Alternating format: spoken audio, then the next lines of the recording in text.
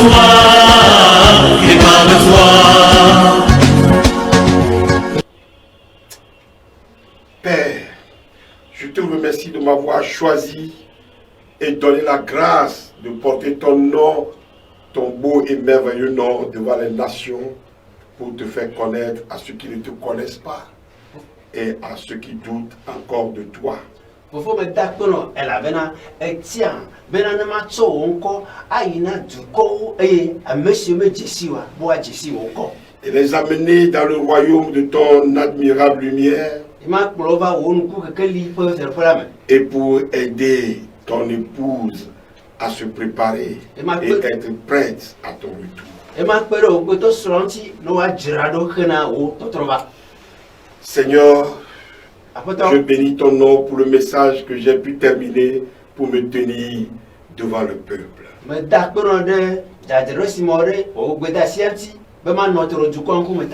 En ton nom, tu désires que je continue de parler à ton peuple. Et c'est pour moi un grand honneur.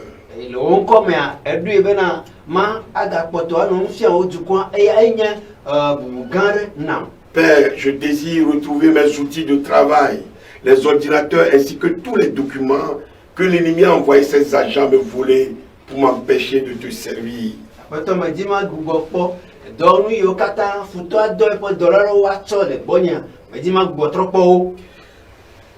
Oui. Que ces agents soient tourmentés jour et nuit, qu'ils perdent le sommeil, qu'ils perdent l'appétit et la paix jusqu'à ce qu'ils me retournent ces outils de travail et se répandent.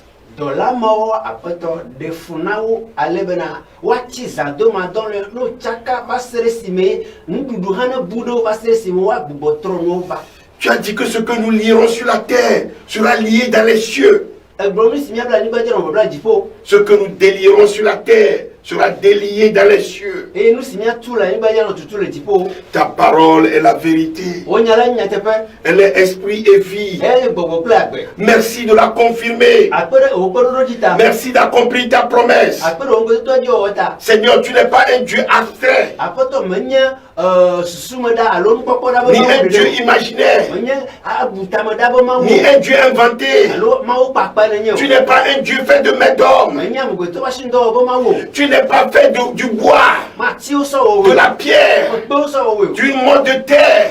Un Dieu créé. Tu es le Créateur, l'Éternel, le Dieu vivant, l'Omnipotent, l'Omniscient, l'Omniprésent. C'est toi que je présente. C'est de toi que je parle. C'est toi que je fais connaître. Révèle-toi, Seigneur. Manifeste-toi avec puissance et gloire. Seigneur, plus je préparais ce message d'aujourd'hui sous ton inspiration, plus grande devenait ma tristesse. Car tu me montrais l'état de nos églises actuelles. Et je sais que ta tristesse est encore plus grande. Depuis des années, tu vois tous ces faux pasteurs et consorts qui utilisent ton saint nom pour s'enrichir et prendre des honneurs, et cela au détriment de ton peuple.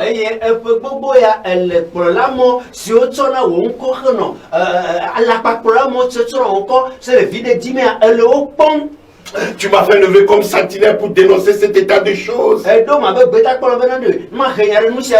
avertir. Et je suis persuadé que tu en fais lever d'autres. Je crois que ta patience est arrivée à bout et qu'à partir de maintenant, tu vas réagir. Tu ne vas plus laisser faire les loups ravisseurs à leur guise. Cela suffit. Ils ont fait avec trop assez de dégâts à ton troupeau. Père, tu m'as établi et tu m'as montré directement comment ces loups ravisseurs accomplissent leurs méfaits. Et tu m'as aussi montré surtout l'état de leurs victimes. Cela suffit. Si ce n'était que par mes propres expériences, cela ne servirait à grand chose. Je veux te servir et agir selon ta volonté. Et cette dernière est claire déjà dans ta parole. À savoir annoncer la bonne nouvelle de l'évangile de Christ pour libérer les âmes.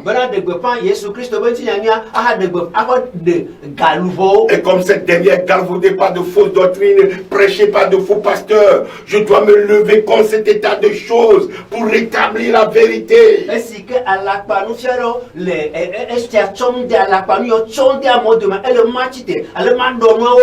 Père, cela suffit de voir des pauvres encore s'appauvrir plus à cause des faux enseignants, des enseignements qu'ils reçoivent, et de les voir se diriger sur le chemin de la perdition éternelle.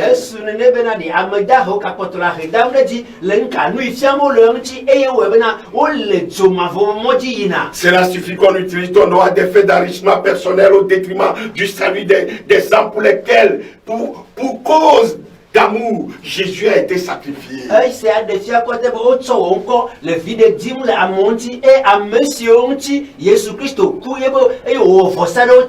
Cela suffit que l'on fasse croire que c'est toi qui agis dans leur miracle, dans leur délivrance, dans leur guérison, dans leur prodigue.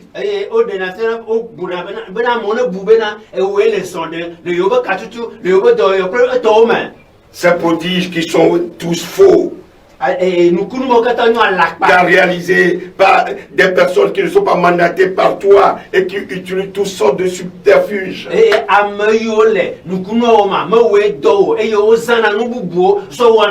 Cela suffit, Père. Cela suffit. Si c'est moi, je ne peux rien faire. Rien ne bougera. Mais toi, tu peux tout. Tu peux tout. Alors je te prie pour que tu délivres ton peuple des loups ravisseurs. Dois te rappeler, Seigneur, le nombre de fois que tu as délivré ton peuple Israël de ses ennemis quand on t'invoquait.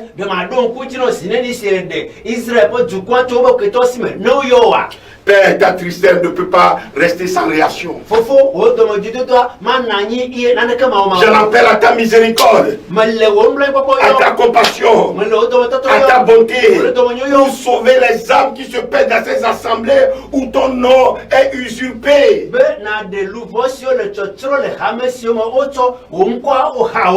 Où des corrompus ont pris le pouvoir dans ton église.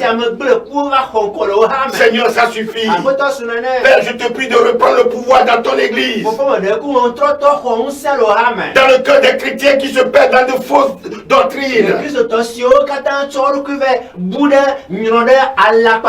Tu as envoyé ton fils pour nous donner la bonne nouvelle du salut par la repentance de nos péchés. Christ doit redevenir le chef de l'église et lui seul. Père, je te prie pour que tu reprennes les choses entre tes mains. Je te prie, je te prie pour tous, toutes celles et tous ceux qui vont écouter ou suivre ce message, afin que tu les conscientises, Seigneur, afin qu'ils prennent de bonnes décisions.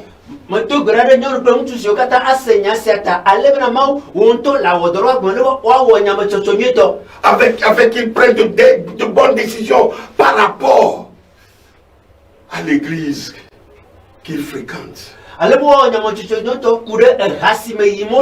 Ceux qui vivent dans cette église, dans le cas où ces églises sont apostates, je te prie pour que chacun décide de les quitter. Donne-leur le courage de le faire, car il est question de leur salut éternel auprès de toi. Et je sais que tu désires que le plus grand nombre soit sauvé. On protège les des loups Protège-les des loups, de ces loups dangereux.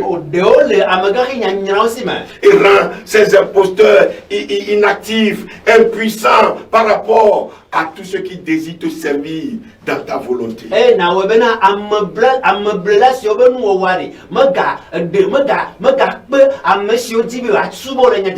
Oh Seigneur, tu as promis de mettre la différence entre ceux qui te servent et ceux qui ne le font pas ou qui prétendent. Seigneur.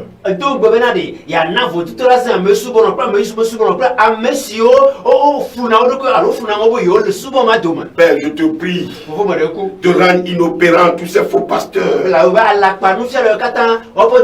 Que tu dévoiles leur méthode démoniaque aux yeux de tous. Que les demandes de dîmes et d'offrandes qui ne servent qu'à remplir les portes des loups ravisseurs alors que tes œuvres traînent en souffrance n'aient plus de réponse, Seigneur.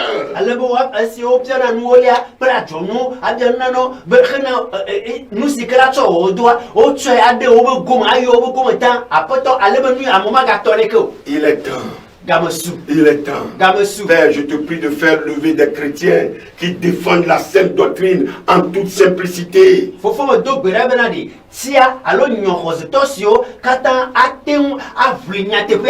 Des chrétiens qui enseignent comment pratiquer la sainte doctrine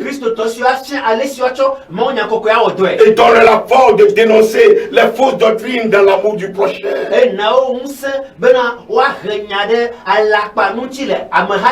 Oh Père, je te prie pour que ce message atteigne au plus large, le plus grand nombre possible. Et surtout celles ou ceux qui se perdent dans la croyance de fausses doctrines. Père, je te prie d'affranchir ton peuple par la vérité qui est ta parole. C'est le moment quand les temps sont accomplis.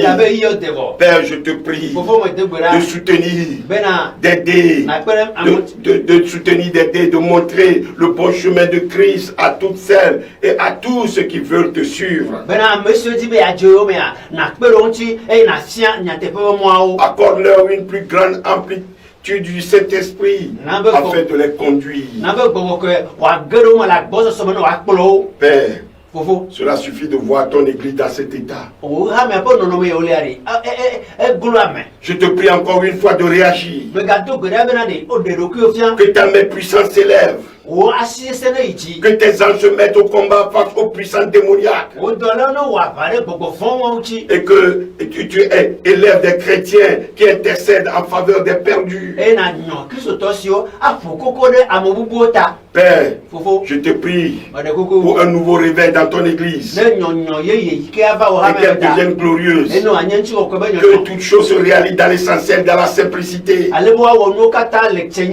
Comme tu me l'as dit depuis des mois. Père, je te prie pour que l'on témoigne du résultat de ce message.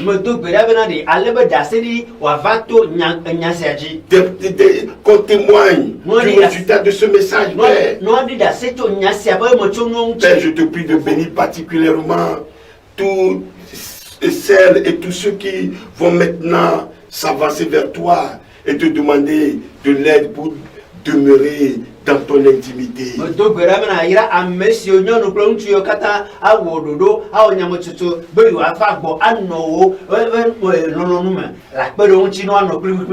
Je te prie de répondre en témoignant de ton saint nom au-delà de leurs paroles. Et ainsi à leur tour ils témoigneront de toi.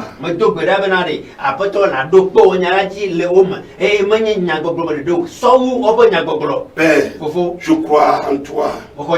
Et je crois que cette prière ne restera pas lettre morte. Et que tu entends ma prière. Et celle que d'autres vont t'adresser dans le même but. Seigneur, nous nous attendons à toi. Car tu es Dieu. Car tu es le Tout-Puissant. Père, je te prie au nom de Jésus-Christ. Amen. Amen. Amen. Amen. Alléluia. Alléluia. Alléluia. Alléluia. Alléluia. Psaume 1 Samuel 3, verset 1. Et la parole de l'Éternel était rare en ce temps-là. Les visions n'étaient pas fréquentes. Ésaïe 59, verset 15. Et la vérité a disparu. Et celui qui s'éloigne du mal est dépouillé. L'Éternel voit d'un regard indigné qu'il n'y a plus de droiture. En ces temps difficiles de la fin, il faut beaucoup d'amour et de courage pour continuer à prêcher et à enseigner la vérité. La pure vérité. Oui. Bienvenue à votre émission. Prépare-toi à la rencontre de ton Dieu. Ce programme de l'équipe de la rédaction du magazine Maranatha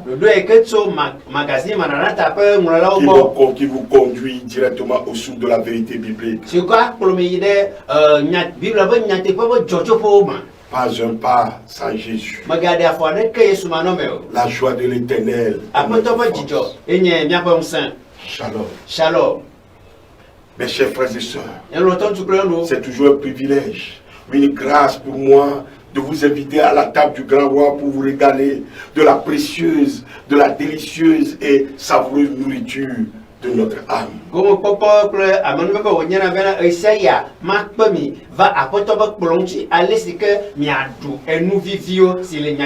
Vous tous qui avez soif, venez au secours. Venez.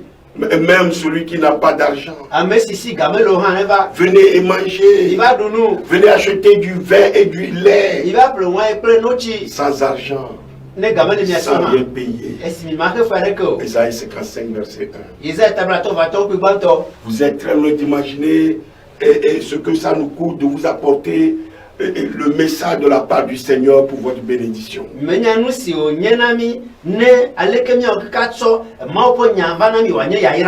De vous servir de la bonne nourriture. Ça nous coûte énormément en temps, en énergie, en finances et surtout en combat spirituel. Vous devez beaucoup prier pour ceux qui vous apportent la parole de Dieu. Je parle de la parole pure. Et il nous faut une consécration totale pour pouvoir le faire. Moi personnellement, quand l'inspiration me saisit, je ne peux rien faire d'autre que de m'asseoir et d'écrire tout ce que je reçois avant de trouver soulagement.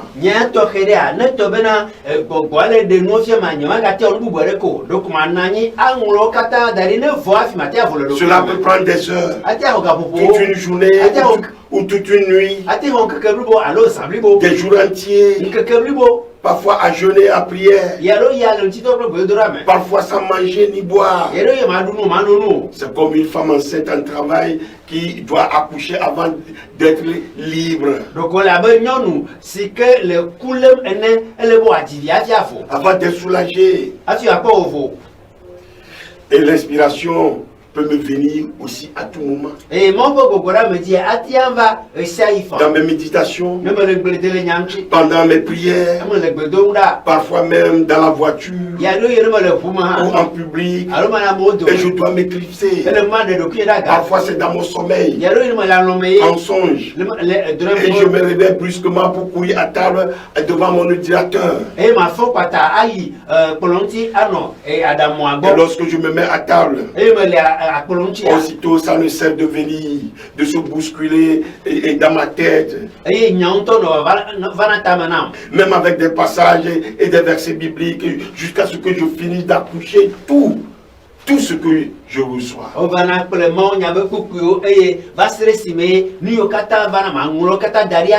Parfois, c'est une prédication, un enseignement donné dans le songe. Et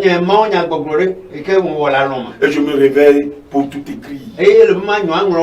Parfois, c'est des instructions données par le Seigneur que je dois vous transmettre le plus souvent avec ses propres termes.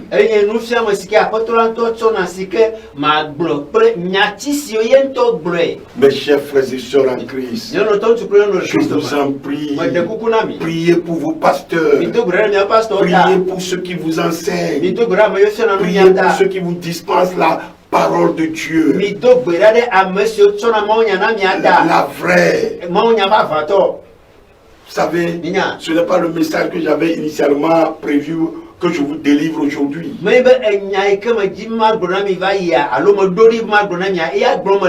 Aujourd'hui, je voudrais vous montrer comment rater votre année 2023.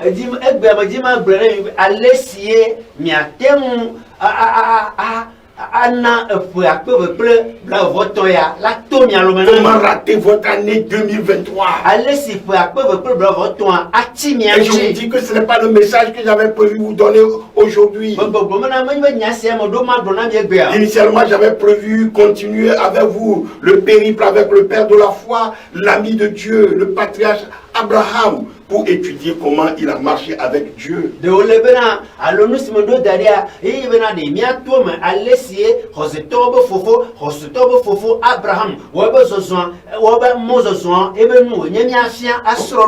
il a demeuré dans l'intimité avec Dieu au point d'être appelé ami de Dieu par Dieu lui-même.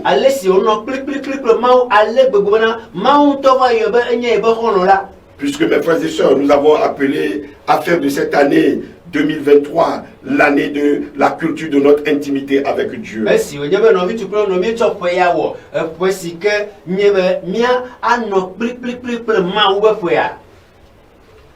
Oui. Mais la fois passée, comme je viens de le dire, j'avais eu à passer tout le samedi jusqu'à dimanche à table pour apprêter les messages.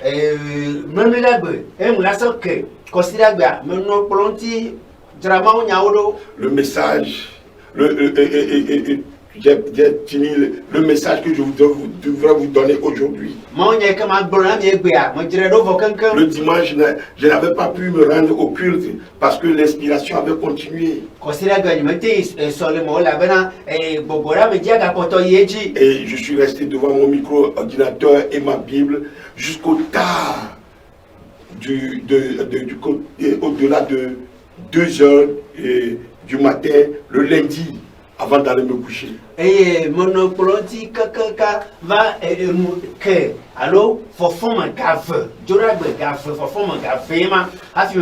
En laissant sur la table de travail, en dehors que j'ai laissé, j'ai travaillé dehors. Et donc j'ai laissé sur la table 2 ordinateurs portables et 2 clés USB, des livres et d'autres choses. À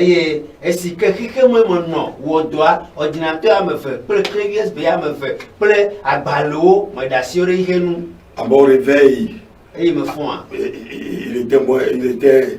c'était avant 6 heures du matin pour continuer le travail. Je n'ai plus retrouvé mes outils de travail. Mes 2 ordinateurs et les clés USB ont été emportées par un voleur qui a fait intrusion dans la maison. C'était comme s'il m'avait guetté. J'étais très ébranlé. C'est comme si mon intimité venait d'être violée.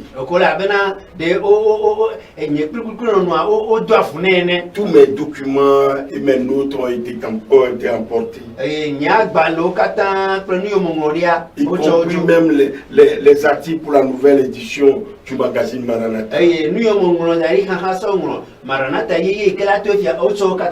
Le travail de plus de 3 ans. Un travail acharné de plus de 3 ans.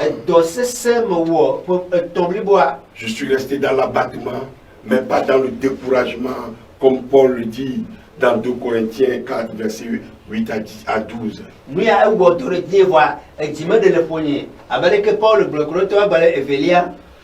2 Corinthiens 4, verset 8 à 12.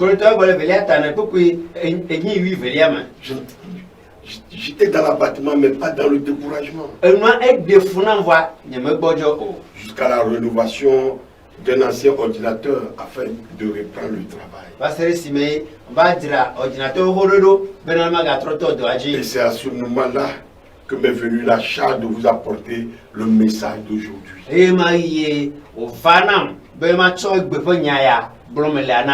Comment rater son année 2023.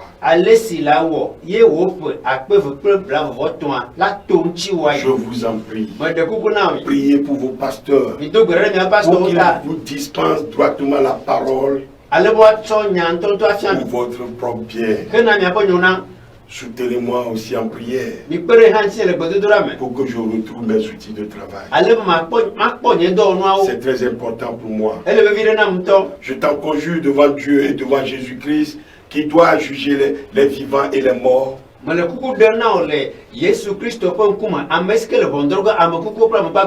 au nom de son apparition de son royaume, prêche la parole, insiste en toute occasion, favorable ou non, reprend, censure, exhorte avec douceur et en instruisant. Insista l'apôtre Paul auprès de Timothée. Ce qui est valable pour nous tous aujourd'hui. 2 Timothée 4, verset 1 à 2. Que Dieu bénisse celui qui me fournira un nouvel ordinateur performant pour continuer cette œuvre passionnante et exaltante de Dieu.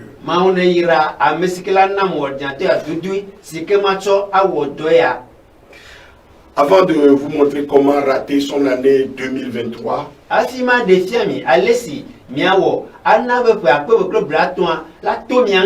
voudrais d'abord vous prier aussi de ne pas vous abuser avec la parole de Dieu. Ne vous amusez pas avec la parole de Dieu que nous vous apportons. C'est important. C'est une question de vie et de mort. Aujourd'hui, nous avons encore le temps. Nous sommes libres encore un peu de temps. Libres de manger la parole de Dieu et de grandir dedans. Libres de nous retrouver ensemble et de nous serrer dans les bras. Libre d'acheter ce que nous voulons. Libre de regarder en ligne ce que nous aimons pour grandir dans la foi. Libre de nous maintenir par tous les moyens dans le luxe. Le luxe de temps, de bien, de voir. Libre de nos choix. Mais mes frères et sœurs, ce temps ne durera certainement pas. Et nous serons accablés en ce jour de n'avoir pas été des intendants plus sages de notre foi.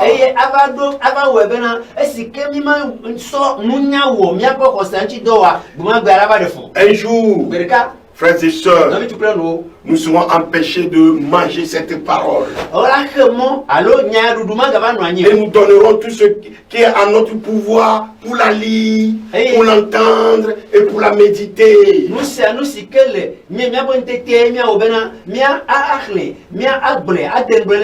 Un jour, nous serons empêchés de nous rassembler comme nous le voulons dans nos églises.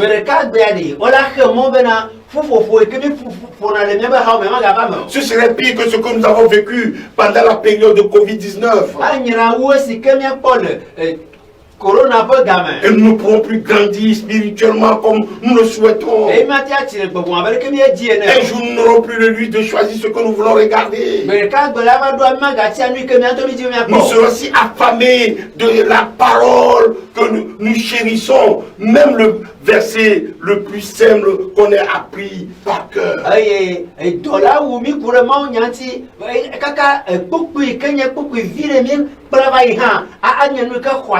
Mes frères et sœurs, un jour nous serons peut-être forcés de nous taire, de nous cacher, même pour louer, pour adorer. Nous serons empêchés même de parler sur les marchés, et dans les rues, comme tant de frères et sœurs le font actuellement. Et le monde devra savoir autrement que le Seigneur est, le Créateur est vivant. Qui nous a ressuscités et nous a offert un royaume et qui ne peut jamais être ébranlé. En aimant En gardant le courage quand les dieux du monde s'écroulent. En marchant dans l'espérance vivante de la gloire.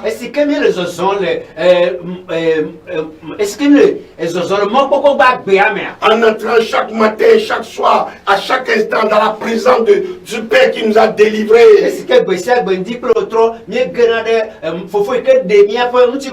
nous a délivrés de nos offenses, de la sentence de nos péchés.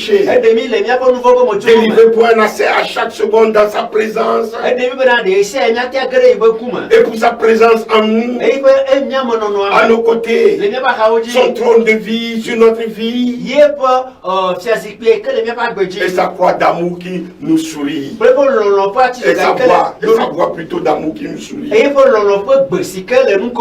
Cette présence d'amour, de faveur et de joie, aucun homme au monde ne pourra nous l'enlever, mes frères et sœurs.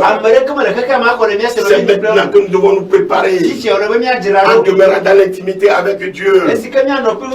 Chrétiens du monde entier, nous sommes enfants du Dieu Tout-Puissant, 3 fois Saint. Nous sommes de nouvelles créatures. Aucune tribulation, aucune mort, aucune tournure de vie, aucune épée, aucune nudité, famine, détresse, aucune domination ou démon. Rien ne pourra jamais nous arracher à la présence d'amour où nous avons été enracinés. C'est maintenant que nous devons chercher à nous enraciner. Nous vivons pour toujours dans cette présence de sainteté plus réelle que le monde. Plus terrible que l'enfer pour tous nos ennemis. Je parle à ceux qui vont se démarquer pour choisir de vivre dans l'intimité avec Dieu.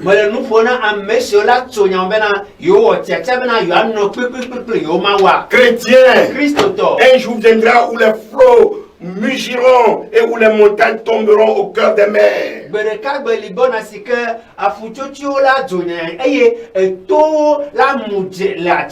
Mais notre refuge est celui qui a fondé le ciel, la terre, les montagnes, les mers.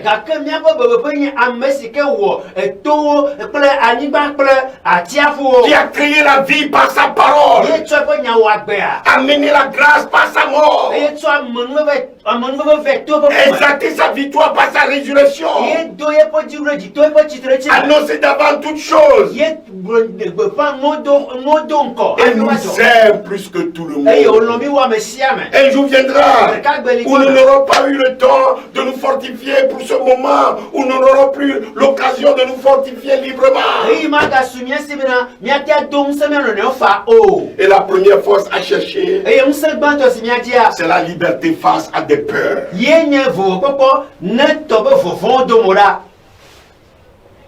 Elle ne se construit que dans la vérité.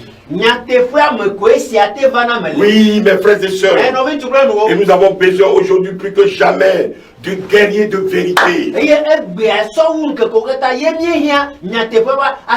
les guerriers de vérité envahissent nos cités.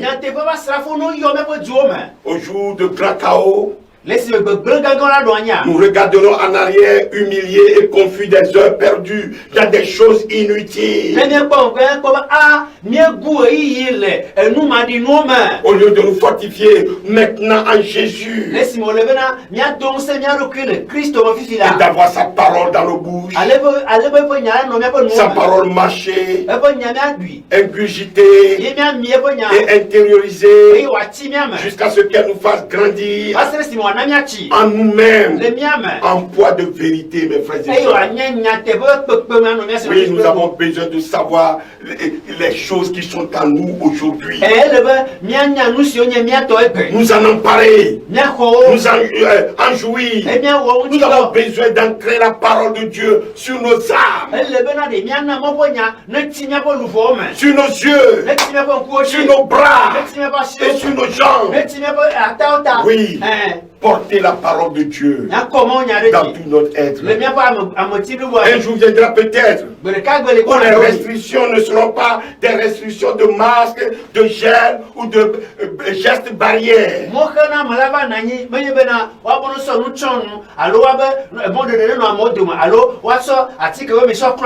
Mais de vraies restrictions qui nous feront sentir le manque cruel de ce dont nous aurons dû avoir besoin bien avant, ce dont nous aurons dû avoir faim bien avant.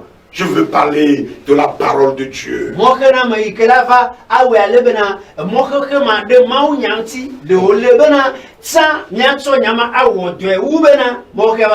avons encore un peu de temps avant la venue de la nuit pour pouvoir remplir nos lampes et attendre l'époux en étant pourvu d'huile, de réserve,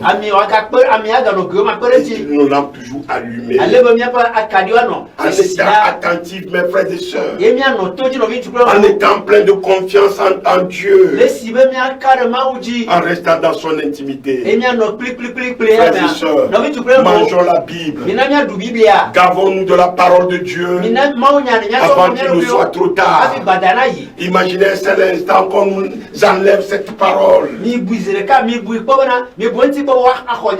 Qu'on enlève cette parole du monde entier. Nous verrons les choses bien différemment. Certaines sœurs, certains frères, autre part, donneraient tout pour avoir ne serait-ce qu'un fragment de ces 66 livres incroyables qu'elle est.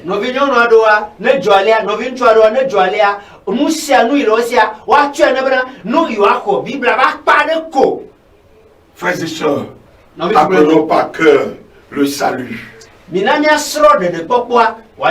Méditons la vérité. Connaissons notre héritage. Mémorisons nos chants de victoire. Les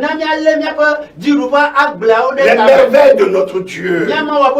Les caractéristiques de notre époux. Les faits et gestes de notre Sauveur. Mangeons la parole. Mangeons la vie. Mangeons la parole de vie comme rien au monde. Et venons au torrent. Oui, buvons jusqu'à être remplis et prêts pour aller de l'avant, toujours de l'avant. Oh mes frères et sœurs, malheureusement de nos jours, s'accomplit littéralement sous nos yeux le mauvais présage de la prophétie concernant la fin des temps.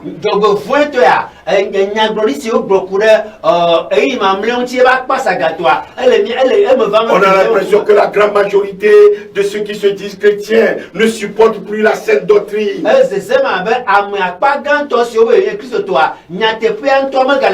Et ayant la démangeaison d'attendre des choses agréables, ils se sont donné une foule de docteurs selon leur désir. En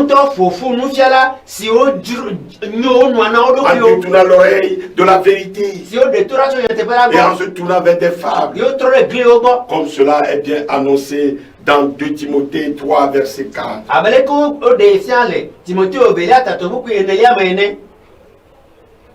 Oh Seigneur, ce mal s'est introduit dans les églises, si grossier et si incongru que le plus myope et de tous les spirituels, le plus myope de tous ceux qui sont myope spirituels, le plus myope de tout cela ne peut manquer de voir ça. Et c'est présent dans nos églises aujourd'hui.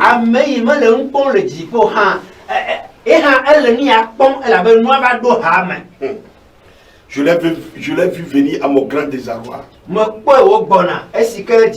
J'ai tiré sur la sonnette d'alarme. J'ai sonné envers la trompette. Au cours des dernières années, il s'est répandu fort rapidement comme du levain qui agit jusqu'à ce que la pâte soit levée.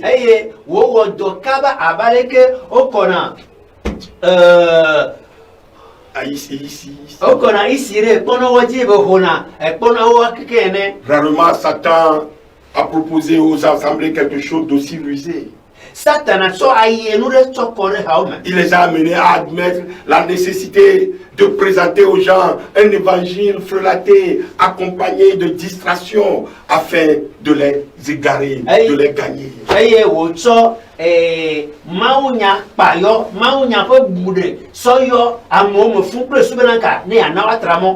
Le témoignage de l'Église a ainsi cessé de perdre de son influence. Dieu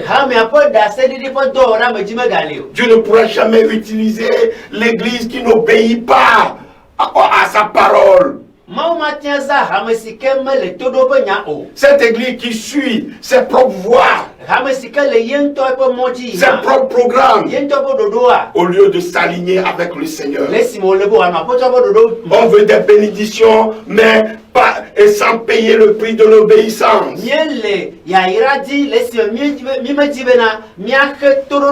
On veut du réconfort sans consentir de sacrifice. On veut du bonheur, mais sans repentance personnelle, réelle. Et aujourd'hui, nombre de responsables d'église communiquent à leur auditoire un message à la fois agréable à entendre, inspirant et positif.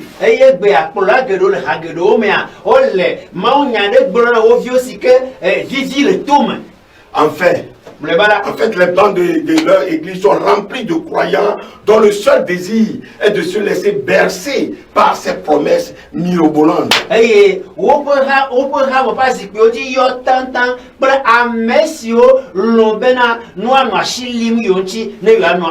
Écoutez bien, là ce n'est que la moitié de l'évangile. Et oui, moitié de l'évangile n'est pas l'évangile. Ce n'est pas l'évangile du tout.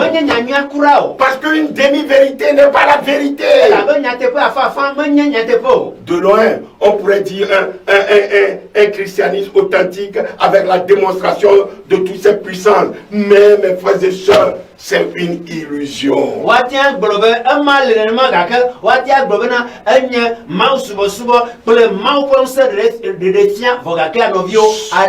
Sortez de ces illusions. Leur évangile est dénué de force et de puissance transformatrice. Malgré son côté attrayant, il se révèle incapable d'accomplir le but ultime qui vise à la transformation radicale de chaque individu.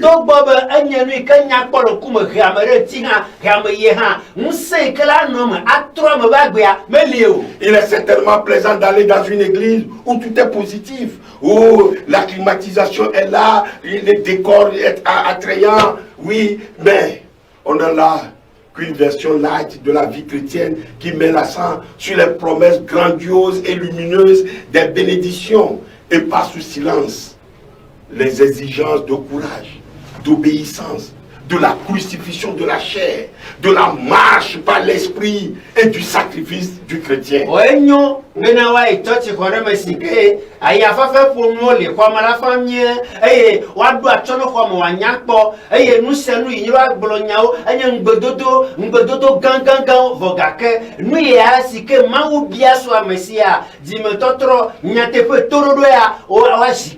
La crucifixion de la chair, la marche par l'esprit. Frères et sœurs, je suis tenu absolument de vous dire la vérité. Que vous m'aimez ou pas, c'est impératif, je dois vous dire la vérité. C'est urgent, je dois vous dire la vérité. Quittez vite ces églises qui ne sont que des salles d'attente pour l'enfer.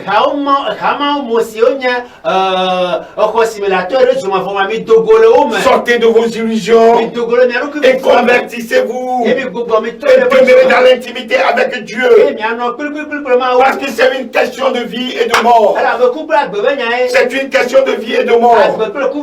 Franchement, je suis affolé. Affolé par ce que je vois aujourd'hui. C'est justement parce que je vous aime que je dois vous dire la vérité pour vous secouer. Je vois comme à travers une loupe l'état de la majorité de ceux qui se disent chrétiens et qui remplissent les églises. Mais les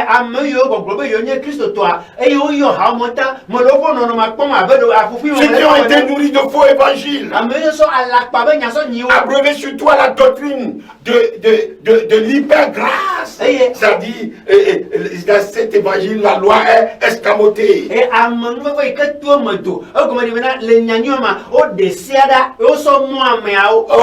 Oh, je suis attristé en voyant ceux qui n'ont aucune conscience, qui ne vont pas être enlevés et même pas sauvés, alors que la trompette est sur le point de sonner, de résonner.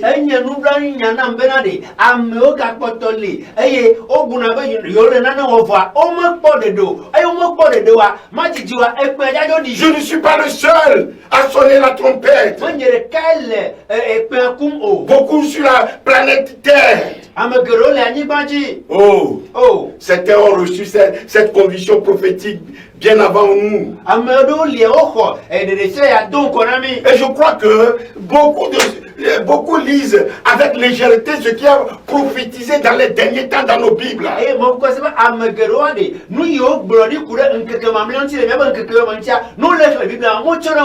L'apostasie. Effectivement. Comme Paul a annoncé, les gens se donnent une foule de docteurs qui leur caressent les oreilles et ne veulent plus entendre la sainte doctrine.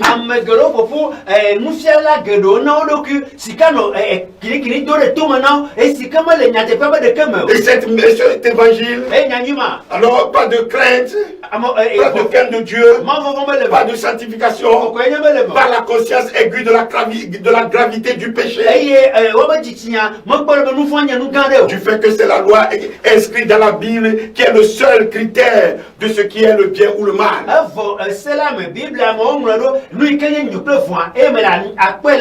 Donc le seul critère de ce qui sont de ce que sont les péchés et l'iniquité. Oui,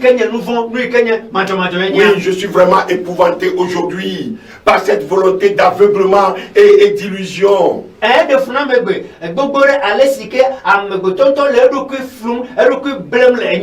Épouvanté par tous ces conducteurs qui entretiennent savamment cette illusion pour ne pas perdre leur podium.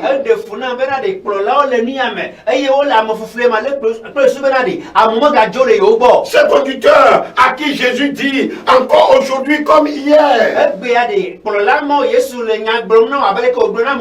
Malheur à vous, scribes et pharisiens hypocrites. Parce que vous courez la mer et la terre pour faire un prosélyte.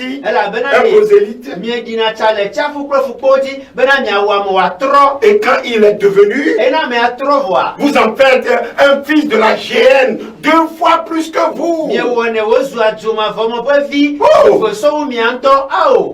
Matthieu 23, verset 15. Mais ils n'entendent pas. Ils n'entendent pas. C'est comme ils ne lisent pas ce passage dans leur Bible. Ils ont bouché leur oreille.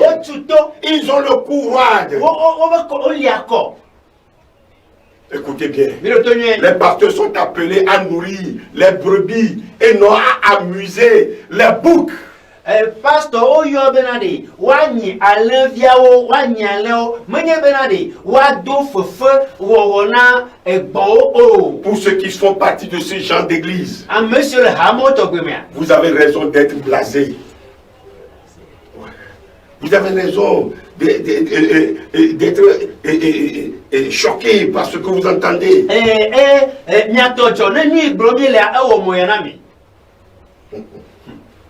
Au lieu d'une église cool, remplie de gens qui ressemblent à des mannequins, mes frères et sœurs, cherchez une église plus fidèle, remplie de gens qui grandissent pour ressembler à Jésus-Christ.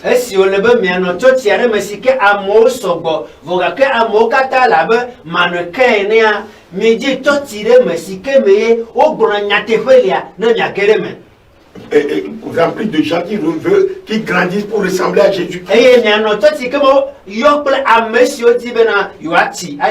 Au lieu d'une église où tout le monde partage les mêmes goûts en matière de style, de musique, frères et sœurs, trouvez une église où tout le monde partage une passion pour Jésus, une passion pour sa parole et la quête de la sainteté.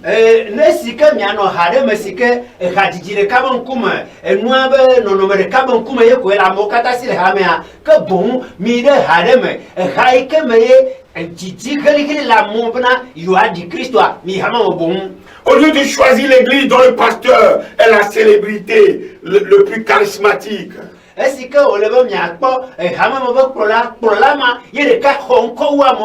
trouvez l'église où Jésus est la plus grande star. Et où le pasteur est un homme humble, accessible et discret, qui a fait preuve d'une grande intégrité dans sa vie et dans son ministère. Le Saint-Esprit vous aidera si vous êtes sincère. Au lieu de l'église du christianisme réinventée ou fraîche, où la discontinuité avec le passé est une vertu, trouvez-en une où l'histoire et la tradition chrétienne sont bien connues et célébrées.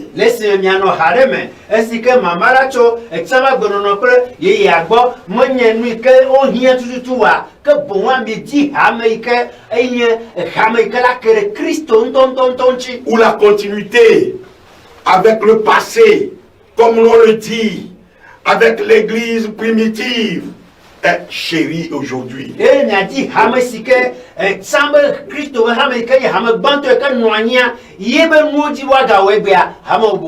Au lieu d'une église qui s'occupe de votre confort, vous approuvant toujours, mais ne vous mettez jamais au défi, trouvez-en une où vous serez mal à l'aise d'une manière qui vous pousse à grandir, à croître spirituellement.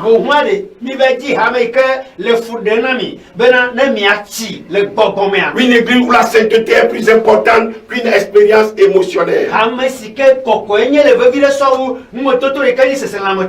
Oui, frères et sœurs, nous le savons, Jésus avait les mots justes pour tout le monde. Aussi doux comme un agneau, et il accueillait les parias comme ses amis. Il touchait les lépreux pour les guérir.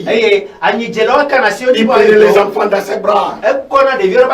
Mais il exigeait en retour une loyauté sans faille, qu'une obéissance à toute épreuve, ni plus ni moins.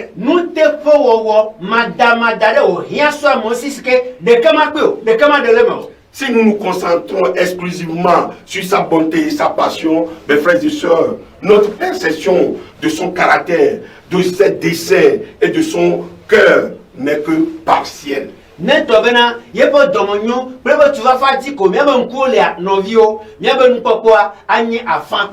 À notre époque, de nombreux chrétiens sont convaincus que Jésus est venu sur terre pour les rendre heureux et leur assurer la prospérité sur terre.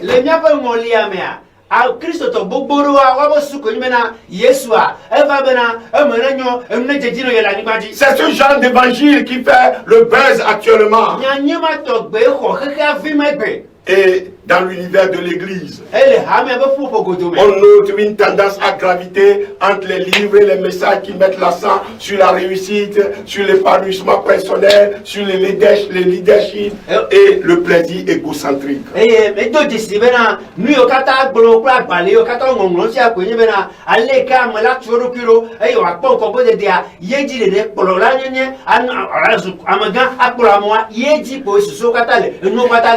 Et à la moindre déception, la logique pour ces chrétiens-là à croire que Dieu ne les aime pas ou Dieu les a laissés tomber. Et parce que la souffrance ne serait fait partie du plan de Dieu, puisqu'ils disent que Jésus a déjà tout accompli.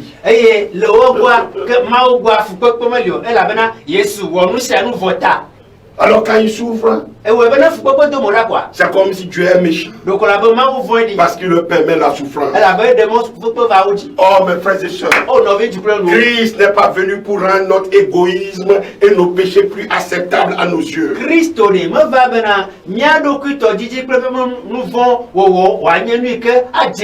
Il est venu non seulement nous pardonner nos péchés, mais aussi changer nos cœurs, nous transformer, et afin que nous puissions trouver le péché détestable et non désirable. Pour que cela se produise, quelque chose doit mourir au plus profond de nous-mêmes, mes frères et sœurs. Voici la pure vérité. Voici la pure vérité. Jésus-Christ n'est pas venu dans le but juste de nous guérir, de nous donner la réussite, la prospérité. Il est venu, écoutez bien, il est venu pour nous blesser en crucifiant notre chair. On vous a trop trompé. On vous a trop trompé. Peu de temps avant son arrestation, Jésus a dit à Philippe et à André, en vérité, je vous le dis, si le grain de blé tombé en terre ne meurt,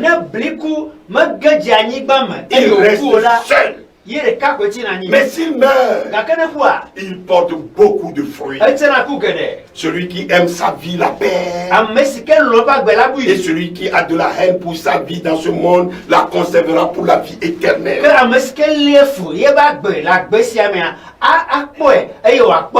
Vous trouvez cela dans Jean 12, verset 24. Écoutez bien, mes frères et sœurs, Jésus n'est pas venu dans le but d'améliorer un tant soit peu nos vies normales, pécheresses et égoïstes. Il est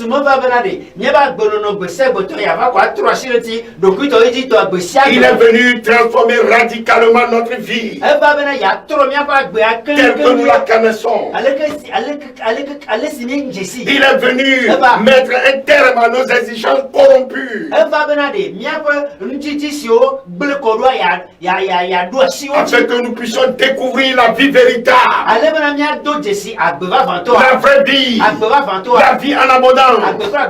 Un grain de blé ne peut germer qu'à condition de mourir après avoir été semé.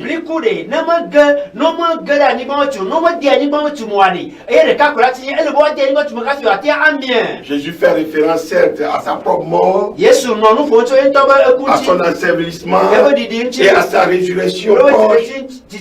Mais ce principe, mes frères et sœurs, nous est également destiné. Cela s'applique à tout chrétien.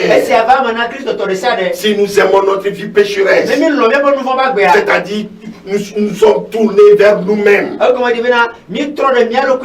point de chercher avant tout le succès, le plaisir et l'approbation des hommes. Oh mes frères et sœurs, notre vie spirituelle finira par dépérir et mourir. Et je crois que c'est justement ce que beaucoup sont en train de vivre en ce moment. Dans beaucoup d'églises. En revanche, si notre amour pour cette contrefaçon meurt, si nous n'avons rien à faire avec ces choses-là, nous ferons l'expérience de la véritable aventure qui consiste à aimer profondément et Jésus-Christ et le suivre pour demeurer dans son intimité.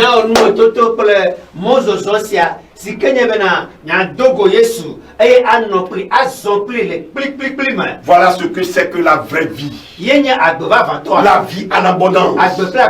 Celle qui a été promise par Jésus à toutes ces brebis. Mon frère, ma soeur, le choix nous appartient. Aujourd'hui, fais un choix. Fais un choix. Si tu m'as bien suivi, quel choix tu fais?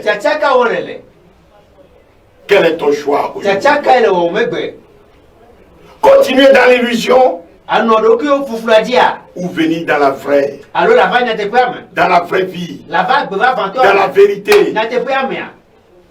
Auditeurs, auditrices, téléspectateurs, téléspectatrices, nous avons voulu faire de 2023 l'année de notre intimité avec Dieu. Mais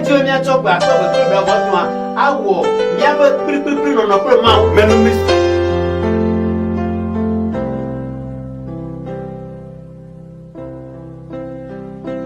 Il est temps. Il est temps de répondre à l'appel de ton Dieu. Il est temps de sortir de l'ombre. Il est temps d'ouvrir les yeux.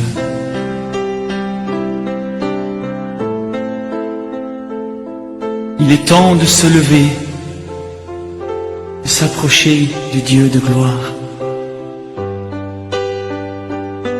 Il est temps de se soumettre à sa volonté.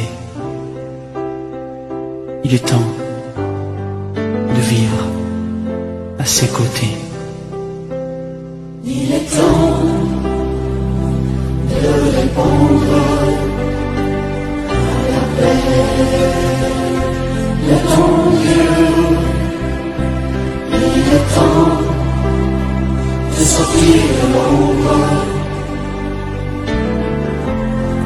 Il est temps d'ouvrir les yeux. Il est temps de se lever, de s'approcher du Dieu de gloire, de se soumettre à sa volonté.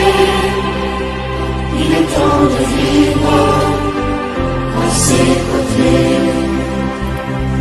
Ta conscience te condamne et Satan te réclame, mais Jésus te tend la main, oui, pour te relever, pour te pardonner, pour effacer ton péché. N'attends plus, lève-toi, il est temps de répondre à l'appel de ton Dieu. Il est temps de sortir de l'ombre. Il est temps d'ouvrir les yeux. Oh, il est temps De se lever, de s'approcher de Dieu de gloire, de se soumettre à sa volonté. Il est temps de vivre à ses côtés. Il est temps De se lever, de s'approcher de Dieu de gloire, de se soumettre à sa volonté. Il est temps de vivre